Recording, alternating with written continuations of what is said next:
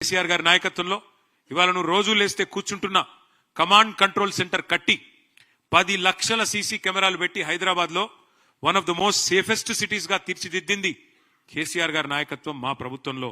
మరి నువ్వు వచ్చిన తర్వాత ఇవాళ 41% క్రైమ్ రేటు సైబరాబాద్ లో పెరిగింది. హైదరాబాద్ కమిషనరేట్ పరిధిలో 60% పెరిగింది. నువ్వు వచ్చిన తర్వాత ఇవాళ డే లైట్ మర్డర్లు, డే లైట్ రాబరీలు, పారిశ్రామికవేత్తల తలకు తుపాకులు. ఇది అయిన మాట వాస్తవం కాదా? నీ ప్రభుత్వం ఎంత అధ్వానంగా ఉన్నదో, గన్ కల్చర్ ఇవాళ ఎంత పెరిగిందో నువ్వు వచ్చినాక ఈ విషయంలో చర్చకొస్తావా? ఆఖరికి నీ ప్రభుత్వం ఎంత దిగజారిపోయింది అంటే, నువ్వు ముఖ్యమంత్రివి, నువ్వే హోంమంత్రివి, కానీ నీకు ఖబర్ లేదు.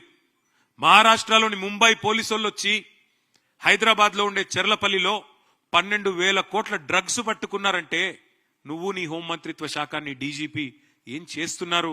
ఎంత అధ్వానంగా ఈ రాష్ట్రంలో శాంతి భద్రతల నిర్వహణ ఉంది, ఎంత విచ్చలవిడిగా డ్రగ్ కల్చర్ నీ గవర్నమెంట్ వచ్చినాక పెరిగింది. 12,000 కోట్ల డ్రగ్స్ దొరికినాయి చెర్లపల్లిలో అంటే దానికి నీకు బాధ్యత లేదా? నీకు సిగ్గు లేదా అని నేను అడుగుతా ఉన్నా. అదే హైదరాబాద్ 10 ఏళ్ల బీఆర్ఎస్ పాలనలో ఎట్లా సేఫ్ సిటీగా మారింది, నువ్వు ఎట్లా క్రైమ్ సిటీగా మార్చినామో తేల్చుకుందాం. చర్చ ఎప్పుడు పెడతావో పెట్టు. చెత్త సిటీగా ఎవరు చేసినారు, ఇప్పుడు చెత్త ఎవరిది, సత్తా ఎవరిదో తేల్చుకుందాం. చర్చకు రా.